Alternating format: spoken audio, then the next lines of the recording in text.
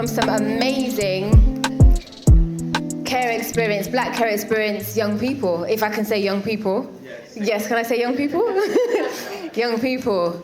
So we have, and I really want you to give them a round of applause, because it is, I always say every year, it's difficult coming to sit on the stage and talk about you in front of people you don't know. So to encourage them, when I call their names and they take their seats, just give them a rousing, foot stomping, hand clapping round of applause as they take their seats. Is that okay? Yeah. All right. So first up, we have Lorraine.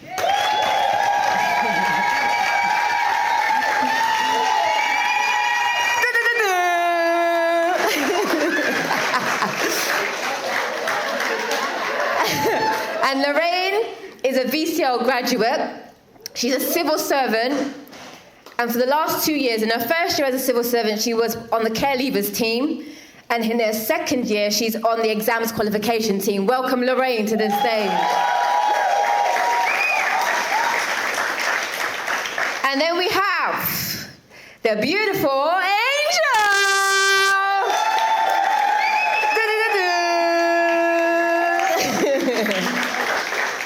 And Angel is a public speaker, a youth advocate, mental health advocate, upcoming podcaster.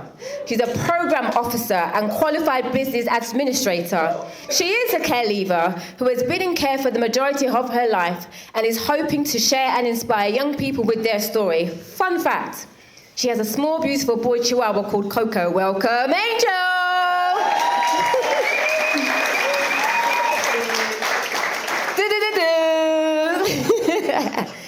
And then we have, see, I told you there'd be culture, right? And then we have, can I say a good friend of mine as well? Jerome!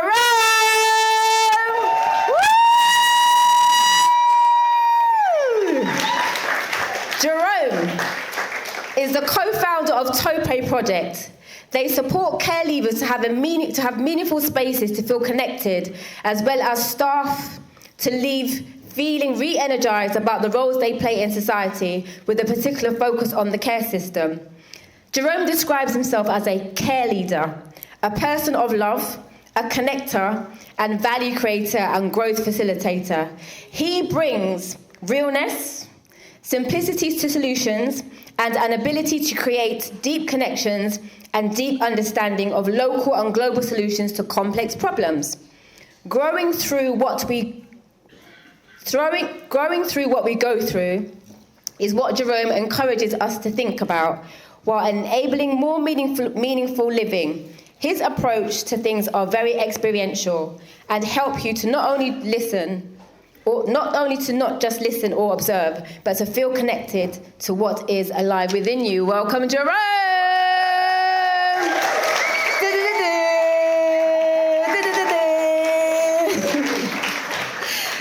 And my co-host, the none other, beautiful Queen H is here!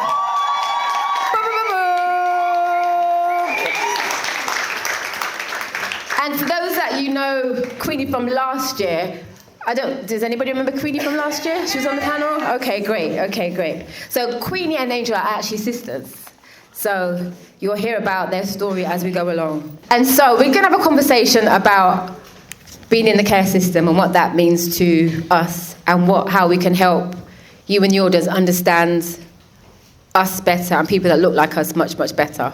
Is that okay? So, going over to my co-host, you can start the ball rolling. Yeah, absolutely. I guess. Are you okay? Yeah, all good. I guess it's just important to pass it on to our special incredible guests this morning, and just for them to, I know you've sort of heard about who they are and what they've done and all their accolades, but besides that, they're just incredible people that we have the privilege to know and to have here with us today. So it'd be great to hear just directly from you, just to introduce yourself to the room today and what you do from your perspective, and a little bit blurb from you. Yeah. So civil servant, I guess what I do is just make sure that things that are coming on, the government is running correctly, that exams are fair, that the pandemic, things like that, the onslaught of schools having to close down certain parts, the effect that has on students. Obviously there's the new thing with the Advanced British Standard. I work on stuff like that. Special needs students, I do a little work on that. I answer parliamentary questions in my spare time. I'm also my brother's music manager, so he is an aspiring musical artist, so I manage him. Then I also have other things in the pipeline, but I won't share those. But yeah, I'm Lorraine.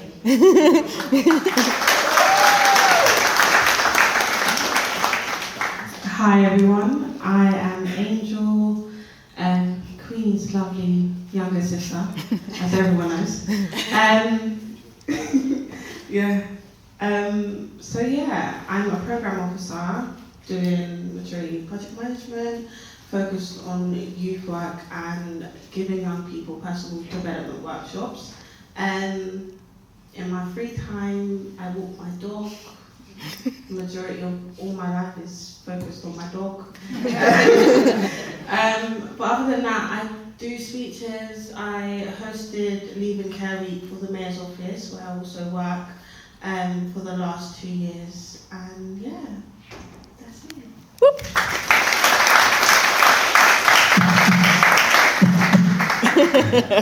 Hey everyone, I am Jerome. I am firstly human.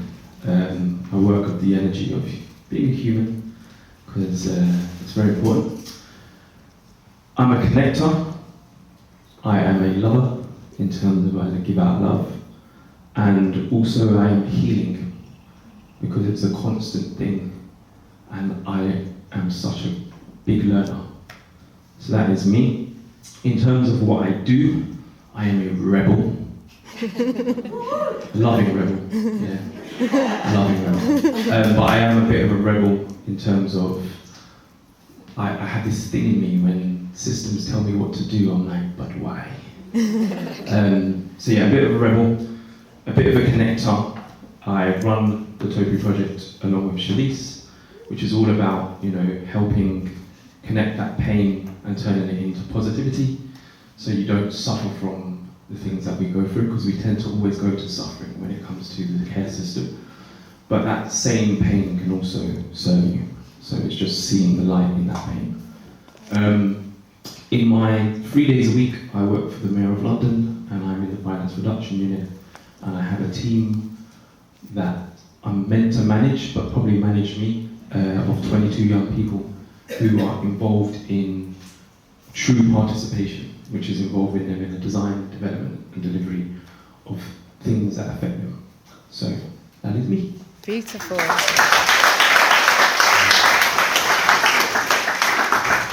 And then just to dive into it then, so this is for all of you, if you're able to answer it. So you were placed in foster care or residential care, and being placed there, were you matched? Were you not matched? Who did you live with? And what was that like? Was this the first home? Okay. Going into care, I went into care at the age of 4, and I wasn't matched because it was an emergency. So it was a completely different culture, complete shock, and it's what I call the moment I lost myself as a mixed race man who's half Ghanaian, half white. I was labelled black, but identified with my white mum. So that was very interesting. So I was lost, and in those first 5 years of my care experience, it wasn't good. I wasn't taught about my identity, food, honoured in that way. And so it was terrible. But going into my latter years, we was matched with a Trinidadian lady. Any Trinis in the building? They love ya. They love you a long time. Levels and that. But yeah, so she basically found us with which was just basically helping us to acknowledge who we are as mixed race kids and honouring our essence as an African, and then being able to balance that experience of loss and found. She was beautiful because she didn't force who she was on me. I wanted to become part of her family because she was so powerful.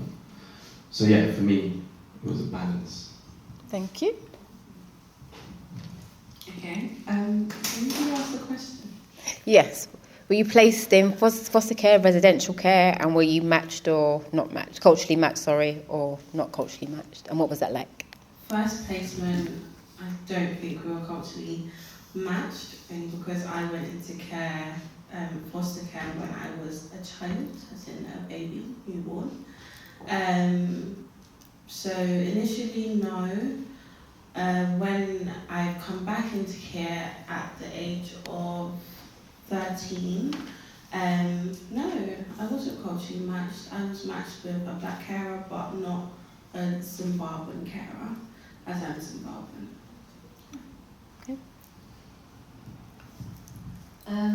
No.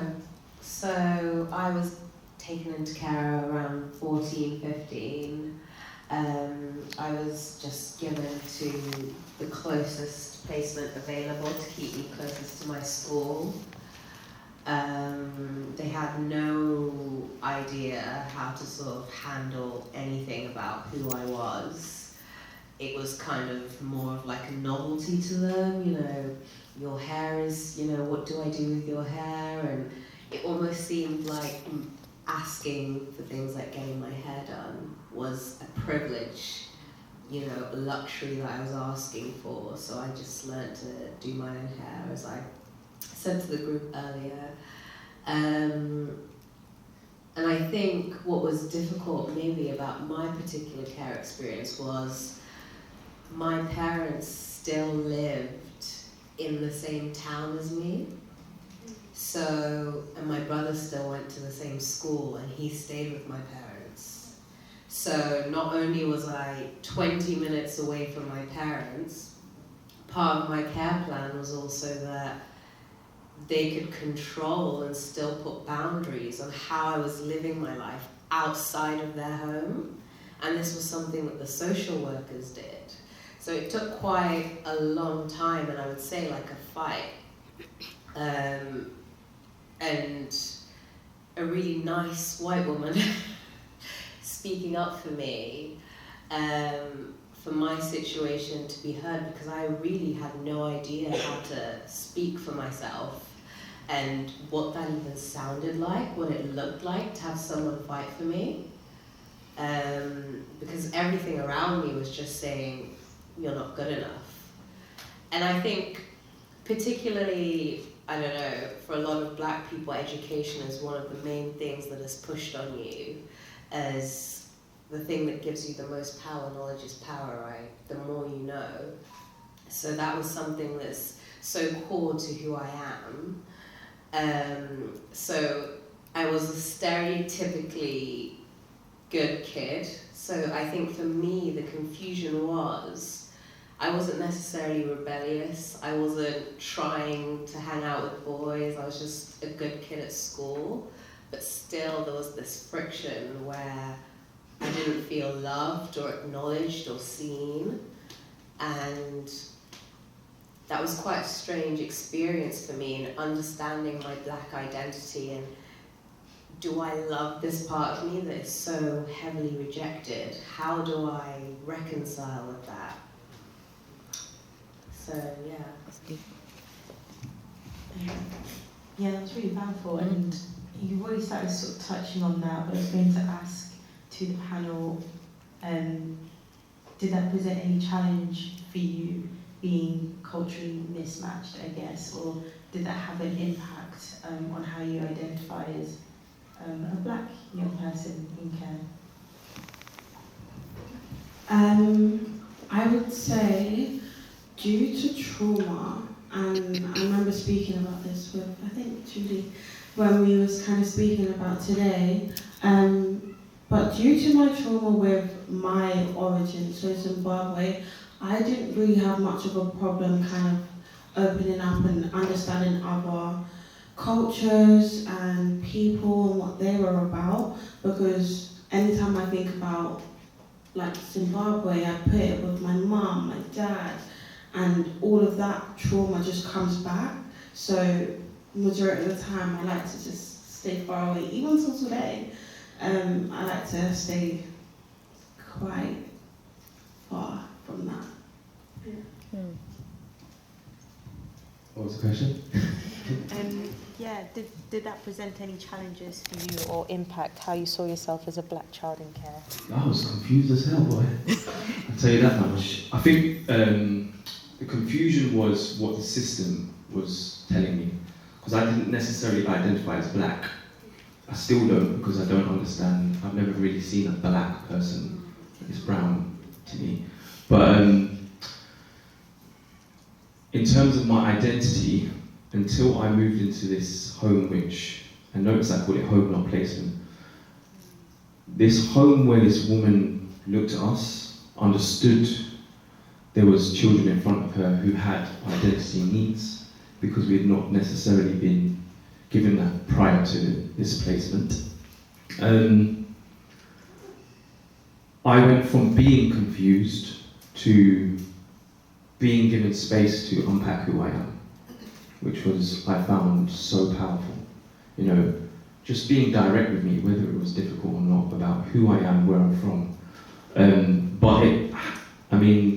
I haven't really connected to my African side until this last 2 years, in that my granddad passed away, and I went on a journey to go to Ghana and experience my Ghanaian side, which has now brought me sadness, because there are some cultural things they do which I'm sad that I didn't get to experience growing up.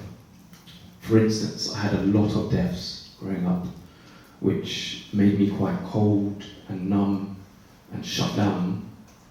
But I realised to my Ghanaian side, they would celebrate death in a different way. They'd call it the call to eternity. And you'd get a picture of the person outside of the home, and the community would grieve and also celebrate. And so that simple process for me was lost in the system, because I didn't grow up with the family. So there was lots of constant reminders, but I feel like the system outside of the home was more traumatizing, because it didn't really acknowledge who I was. It just labeled me black, but didn't really help me to unpack that I had two sides of this coin. But my homes, I had different homes, and everyone approached it differently. But I think my second carer was the one who helped me to go, you're Ghanaian and British. Ghanaian have its own history, British have its own history, food. She just broke it down, and she said, when you're ready, we'll go on the journey together. I was going to say, Angel part-time identifies as Jamaican.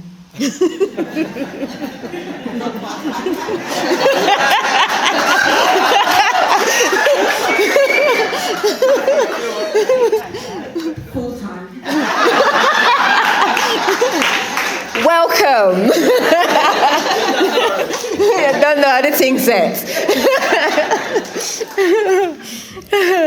So, in terms of,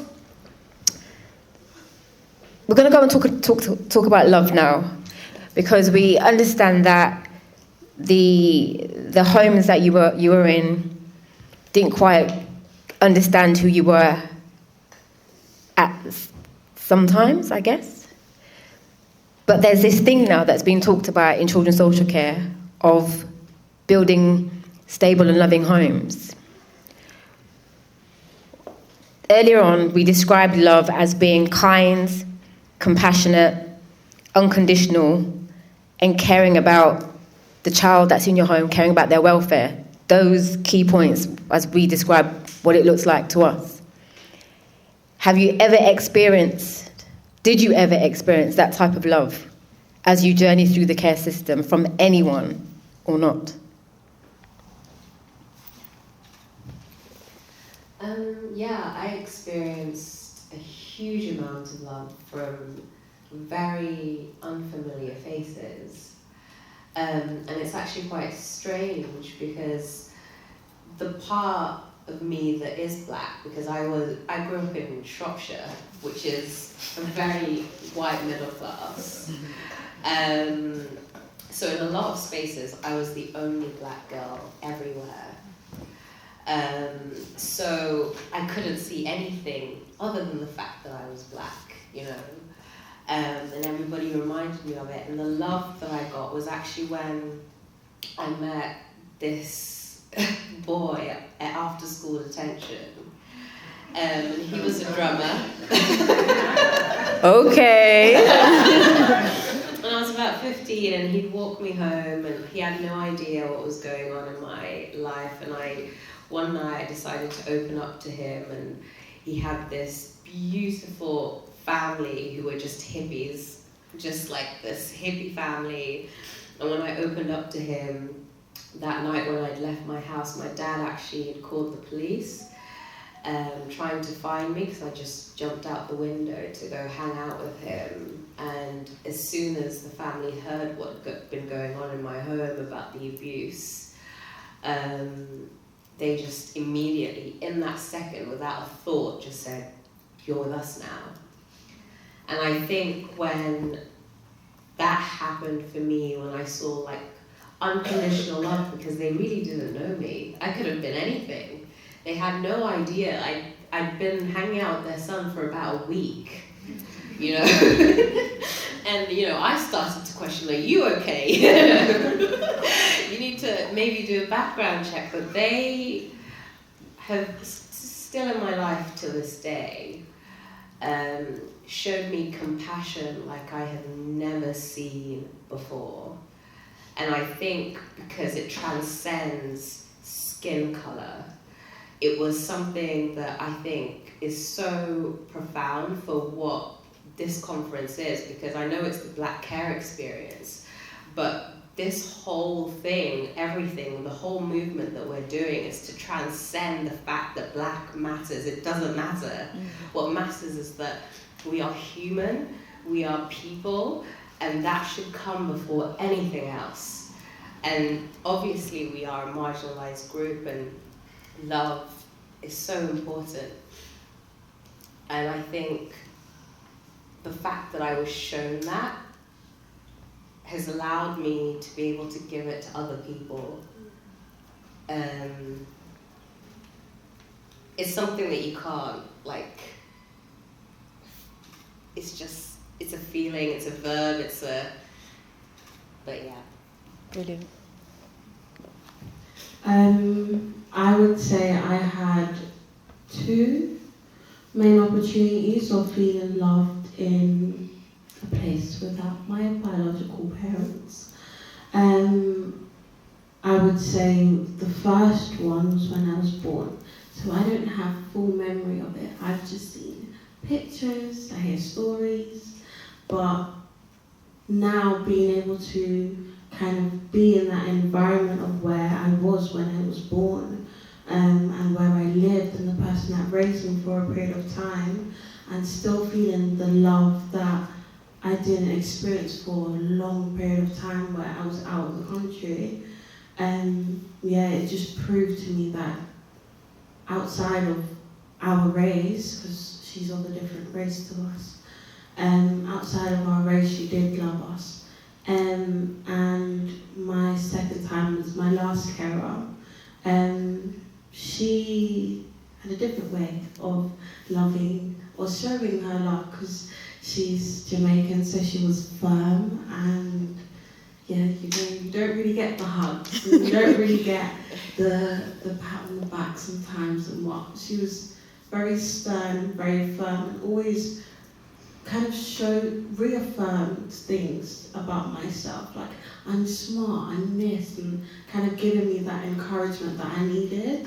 Those were the two main points in my life where I felt loved and I'm able to be the woman that I am right now. Brilliant.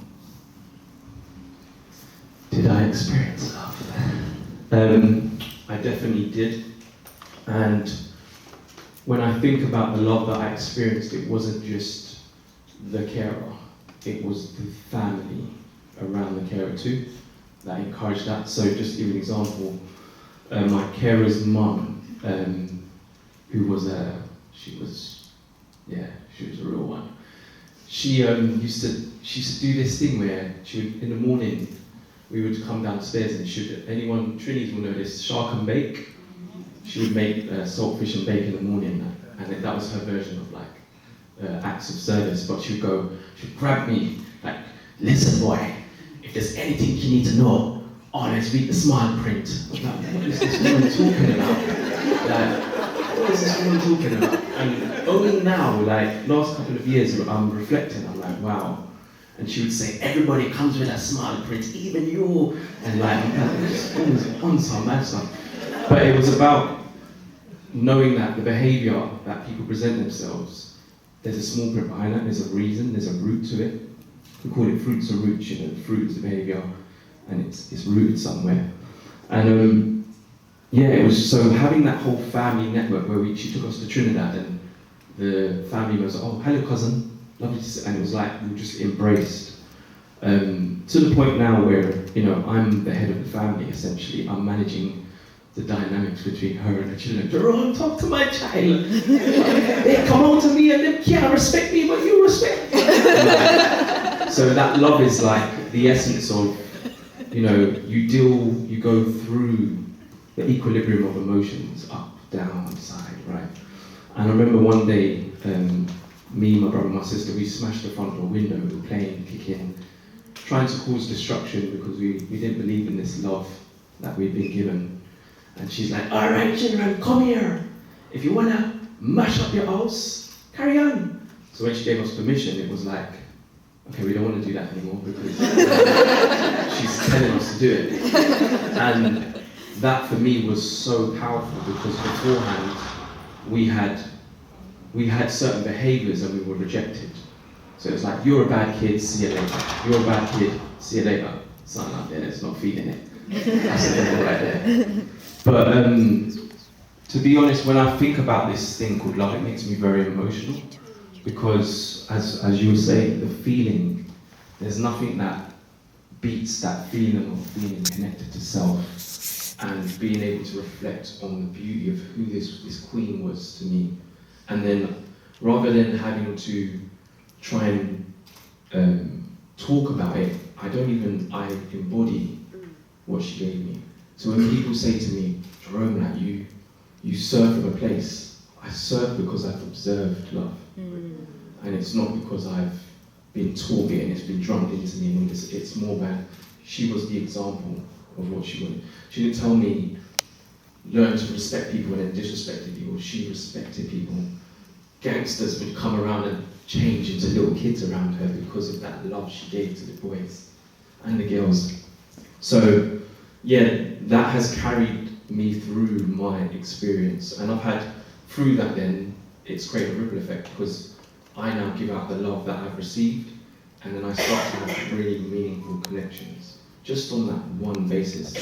So even when I'm in a dark place, sometimes I get into a dark place and I'm like, this life, man, and then I just hear a voice, Jerome, everything is what it is. Okay, so I can go back. So it's that calming voice, it's that angel on your shoulder. So yeah, I've had really beautiful versions of that.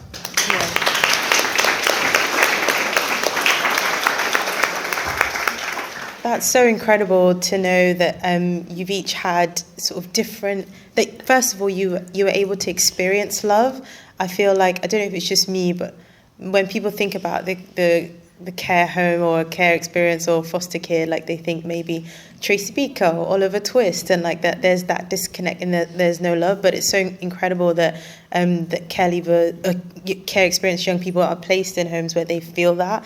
And so, having said that, would you say that that's, I guess, demonstrated or played a part in your adult life now? And like, I know Jerome kind of touched on that, but how that's made you to be who you are today, has that had an impact, that love that you experienced?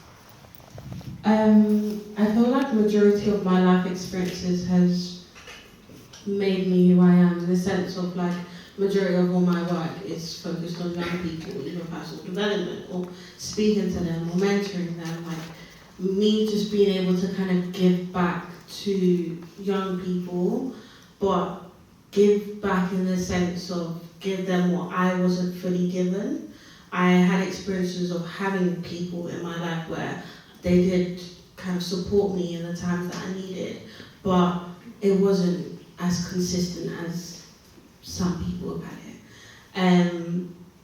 So yeah, just being able to kind of support and love the young people that are in my premises, really. Yeah.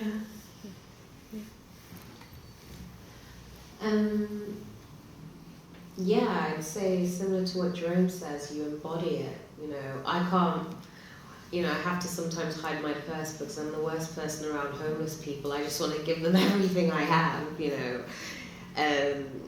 I think once you understand how love can change you, your life trajectory of like who I could have been without that love and who I am now, all I want to do is just give it to as many people as I can. Because once you experience that, once someone makes you feel like you are important enough to be seen, then you can spread that to so many people. And if everybody is seen, what kind of world would that be? That would be amazing. And I think I just get excited by that idea, and it makes me realize just how beautiful the world is, and even to be in a position where we are now, where we haven't had to do the freedom marches, we haven't had to run away from slave homes, or people have done that before us, and we're still fighting a fight. But even to be right now, you know, like Beyonce says, black is king, you know, and like there's so much power and love and yeah, and just everything I do. I think there's so much. Yeah. Yeah. So two things. So my carer used to do something very powerful, which was, yeah, it makes me think, where did she get it from? But she used to do something simple. When we used to cry, when we first got there, we was very like traumatized. And she used to wrap us in a blanket and hug us. And it was just like this, and we were just crying our arms until we fell asleep, basically. And that for me was an example or metaphor of like safe love. Because what you find, there's two energies that operate, fear and love. It's that simple. And you find the system is driven by fear. And she was coming up against fear. Even to get us to go on holiday was fear. But there's another thing she did, which I've really taken on board, and it's the power of silence. It was that power of just sitting and going, You done? Like, that power to just sit with us and allow us to scream, cry, get it out, and just say, when you're ready. Because for me, what I've taken from what she did with us in terms of noticing, I've been able to now notice when me as a man makes a woman feel uncomfortable and take a step back and sit on the ground as a practitioner. And that came from her, because she would notice me and then go, okay, well, you need a hug, or you need your own space, or maybe do this in your room, or whatever it was. But that silence, being able to sit comfortably in the silence, which most people find uncomfortable, and you don't figure it out for the individual in front of you. You just get given the space to process. Because I think that's what it is we don't get time to process our experience, along with identify, who am I? Because that was a question, a primary question I had. Who am I? Pat, who am I? Go and speak to your mum. I don't want to. Okay? Whenever you're ready, like, and just give you that. She would just, that power of silence was really, really, because I would ask her questions, and then I'd say, Pat, who am I? And she'd be like, who are you? And then go quiet. And then I'd be like, I don't know. Now we're being honest. And like, we had some deep ones. Even now, Jerome, social services won't ask you these questions, you know. But you have to care. you have to have intention. And so the intention wasn't just the language. People think just talking a way out of it. It was the sitting with you in that uncomfortability. It was the silence. It was the acts of service. It was the show emotion and let me know that, you know, you're sad, that kind of stuff. So yeah, for me, I've taken that into my practice. Really. Yeah, beautiful, beautiful. And then I guess from your experiences and perspective, would you say that that love demonstrated towards you would help, I guess, or go towards changing or having an impact on the experiences black children and young people currently in care have? And I guess ultimately, is love enough?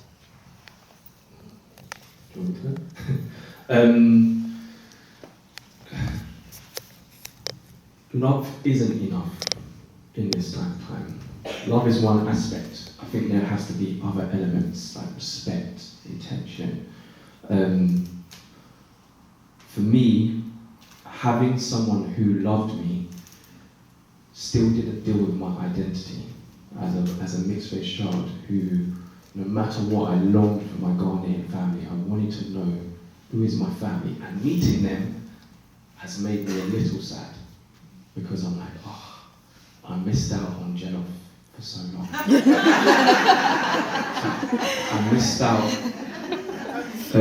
When I went to Ghana, there was this divine respect for the male and female roles that they play, which I see as completely being disrespected here. There's this intention to put us against each other, this divisive tactic.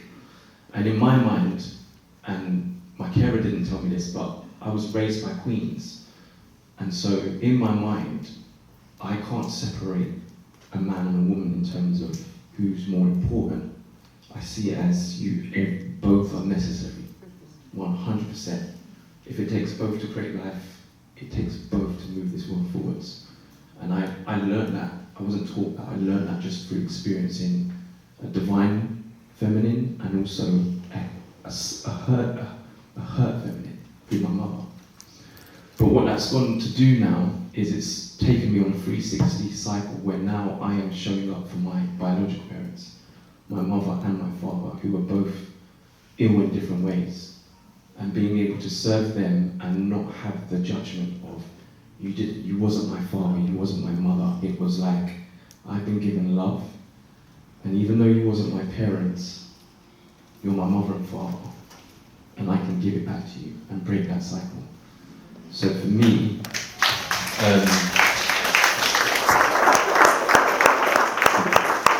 love is enough in that sense, but in terms of the respect for, because if I didn't know who I was or I didn't investigate this Ghanaian side, because it was never taught in school, it wasn't taught in, it took me to go last year November. I literally just found out, wow, and I'm still processing that. The beauty of my African heritage, the understanding of why we're not taught on certain things because of the innate power of a black person. And so that for me is sad because I'm like, I didn't have the balance. I learned my white side, and not really my white side because they just teach you about Hitler and all these things. Like, that's not our history here. But I didn't have any kind of inkling of my black side. And so going on this journey now, I'm just grateful that I've been given the love to be able to understand that it's not here, it's in here, it's in your body. It's about feeling through this thing rather than and looking at and not suffering from what we go through, if that makes sense, because we tend to suffer when it comes to the care experience. Oh, I've been through trauma, I must suffer. Well, no. What if that trauma, as messed up as it is, was an informer? It taught you something about what you need to learn about this life. So I love from a place of, we might walk in a room, and if I'm in my intention and I'm focused in love, you're going to feel it. And you'll be like, Jerome, what is that thing? I've had it before. And it's because I'm intentionally sending you love energetically. And then you just feel it. And I've learned that through my carer. So yeah. Brilliant.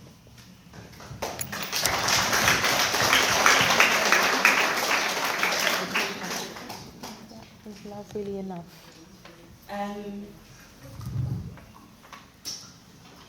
This is a hard question because when I think about it, I'm thinking about myself, and then I have to think about other young people. So being able to kind of take myself out. Is love enough? No. Because we're dealing with young people that feel rejected, that feel neglected. So being able to just give them love isn't enough, because they will always long for that one thing that they can't have. But there's always going to be other things that will make up for that they've lost, really. Yeah. Good answer. Yeah, that's right. I think it's what you do with the love that matters, because, you know, as Jerome has perfectly said, like, the way that, you know, your... What? Pat. Yeah, Pat loved you.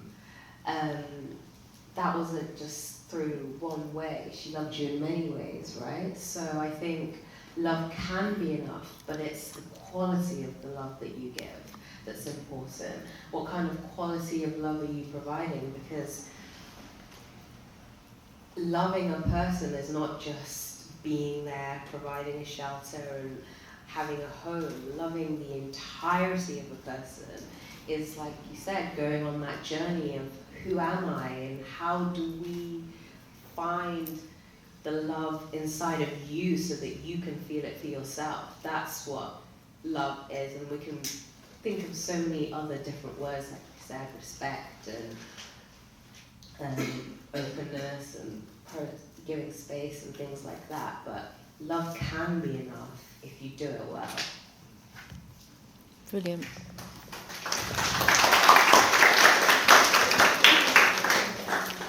And then, last question before we open the floor. Reflecting on your care journeys, each of your care journeys, and the challenges that you've had to overcome to be the powerful people that you are today, what message would you give to the next generation that's coming up behind you?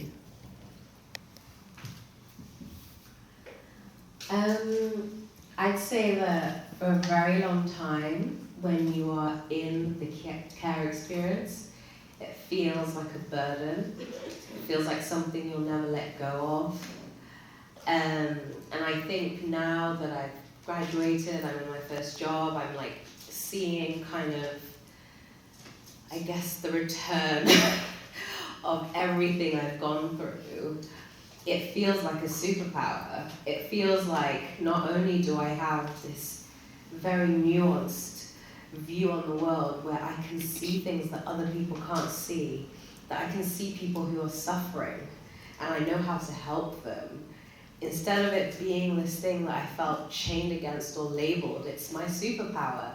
I can feel like it's something that's championed me to be able to be up here and speak to people and be in a position of power.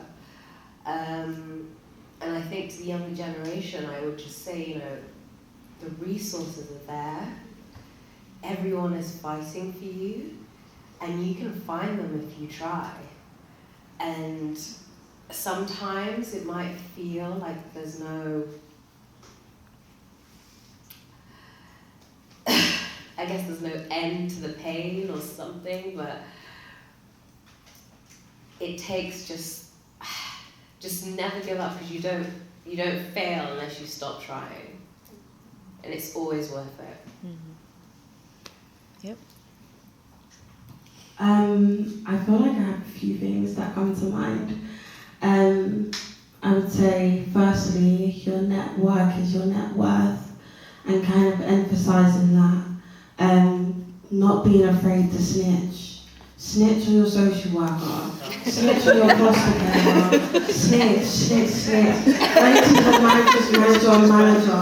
Literally, don't be afraid, because respectfully, there are some social workers that don't do their job correctly, that don't support their young people. So don't be afraid to snitch. That's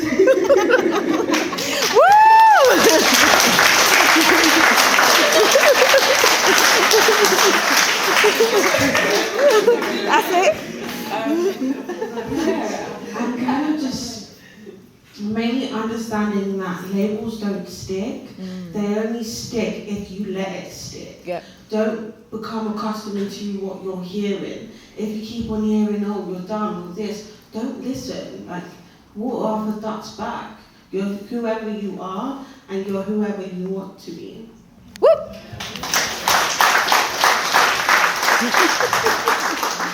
Stitches, just say I think my first message, I got 3 really. The first one is life's messy. That's the reality of it. We're in a real mess at the moment, and we are being blurred in terms of this online world, what I would call the matrix, and it's physical. So just understand we're in a messy place, and just try and be as aware and observing as you can. Number 2 would be heal. Please heal, because whether you're in care or not, this is a healing experience if you allow it to be. We're all being traumatized in different ways. So healing is important because it will help you to understand my third message, which would be learn who you are. If you learn who you are, you won't need to be taught about God. You won't need to be taught about emotions and all these other things. It will just innately start to come to you because you are divinely gifted. Every single one of us in this room, no matter what experience. We haven't always been given the space or the permission to divinely explore who we are. So my thing would be learn who you are, and everything else will start to manifest. Beautiful.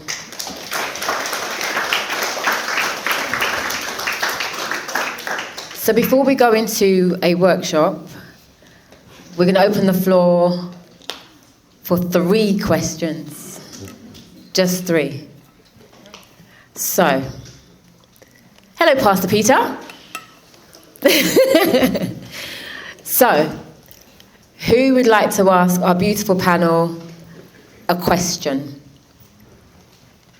Perfect.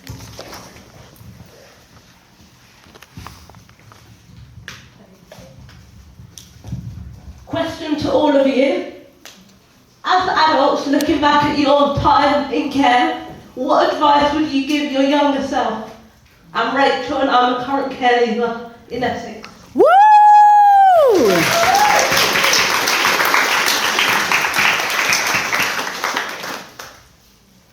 Oh, sorry. I believe I would say, don't worry, like, it's not that deep. It genuinely is not that deep. The meetings that you have to go to, it's not that deep. Just go and listen and do whatever they tell you to do, but just get on with it, really. Don't worry and get on. Mine would be quite simple. It's not mine, but it would be, let's read the small print.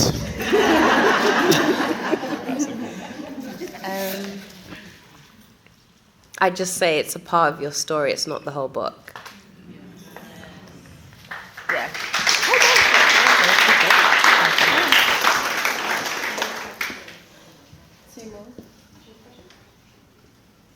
Yeah. And then we've got Zaki over here. Yeah, hi, my name is Michael. I'm a care leaver. I think the question I originally had for Steve, but I think it applies especially for you guys too. One thing that we discussed a lot today was about identity and culture. And I think that a lot of young people between the ages of 11 and 18 or 24 get a lot of the inspiration from the content creators or the artists they look up to. So my question is 2-part. To what degree did art or music or poetry play a role in helping you sort of find yourself and transcend what you're going through?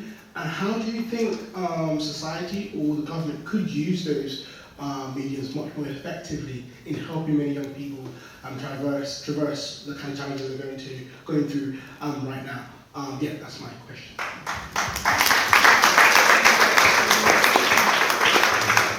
I think creatively wise, what helped me with everything, including starting my healing process, was therapy, but specifically sand therapy. I'm not a person to like reading. I'm not a person to like sit down and talk, even though I'm doing it today. But I'm a person to kind of just be there and be silent and play with things like this and stuff like that. So kind of just giving more funding to other things, because not everything needs to be how logical things are. Yeah. So we now know that music is a part of one of the senses that you need to interrupt trauma. So you have, kinesthetic, you have the feeling, you have light, you have sound, you have taste.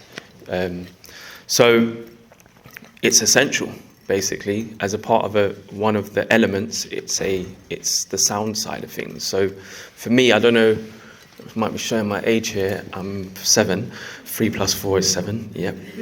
But I used to love tapes, and I would have in my room. I would literally put the tape on and listen to the radio, and just, I don't know if anyone else would do this, but I would tape the two things, and I'd even speak into the tape thing like, yo, this is Jerome, yeah, big up, big up, big up. And then you'd hear the music come in. And that was very healing for me, because I was in the wider world, I was out of my feelings. I was numb, I shut down.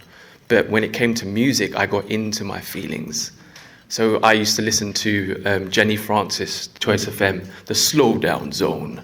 And I would literally lay down and the lights off and have her music on, listening to her daily dilemmas and just hearing her speak. And it's got this like background, dun, dun, dun, dun, dun, dun, and I'd literally fall asleep listening to it.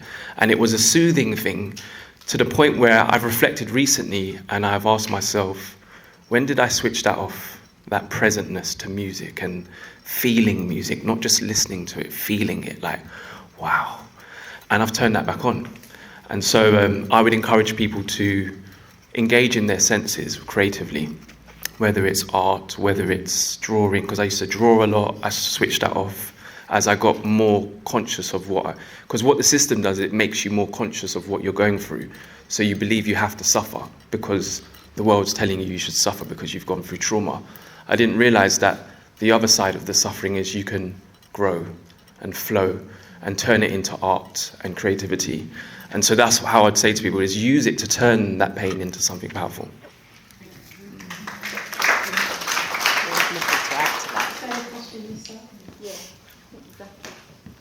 Also, Jerome is forever 21. Thank you very much. My name is Zaki Al-Samahi. I'm part of a crew from Scotland today. And just firstly, thank you for everything today. My question is, in Scotland, love is now policy. So after the independent care review and the Promise Scotland, they've made love policy. And that's an interesting journey. So imagine today you were coming back to Scotland with us on the train, and you were in a position of power in Scotland right now.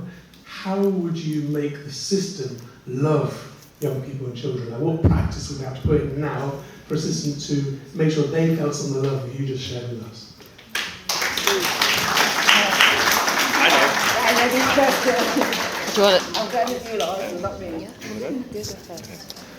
So what I would do, and for any staff of Scotland, take this home with you as well, I would turn all of those work environments into spas. There's a reason for that, because when you go to a spa, you get served, right? You walk in, there's smells, there's low light, there's water, you get comforted with your jacket. I would also put sand pits under your desks so you can put your feet in the sand and feel nurtured, have lots of plants around. There's something about creating an environment which is attachment rich. So if we want to talk about love, let's talk about intention. Let's talk about making your environment attachment rich. Because everyone talks about being trauma informed, right? Okay, so when trauma shows up, how do you respond? I'm just informed, but how do I respond? Okay, so now we take it to a step. We don't want to respond to trauma. We want to prevent it, which is you create an attachment-rich environment. So I would be looking at, what does my What does the space that I'm in say about how we think about you? When you go to Google offices, you're served. They don't pay for no lunch or dinner, you know. They got gyms. They got things that excite your senses. There's smells. So I would do that. I would start there, and then I would go into how we are facilitating training, and that can only really come from care experienced people who could tell you how it feels, but you do it alongside an amazing practitioner who would give you experiences of love. So you need therapeutic people who know how to give you tools. So those psychodynamic therapists who will give you tools that will change your life. I would bring them in and start teaching the average colleague how to implement simple tools, because some of these things are so simple. The fact that you have to go 5 years to do a simple tool like sit down and listen and mirror is mad to me. So some of these things we can bring into, it's creating that culture. And by you have to nurture your workers in order for it to filter down. It doesn't make sense you go into young people and then they're being traumatized by their workers. So it's better that you nurture your workers and that filters down, because then there will be the shining examples to their kids. So yeah. Is that a wrap? Lorraine and Angel's like, oh, I'm done. It's not done. You're good. Okay, so ladies and gentlemen, please give a round of applause to Jerome, Angel, Lorraine, Queenie, and to yourself. Absolutely fantastic. Now do you want to go, okay, this is my favourite part of the conference.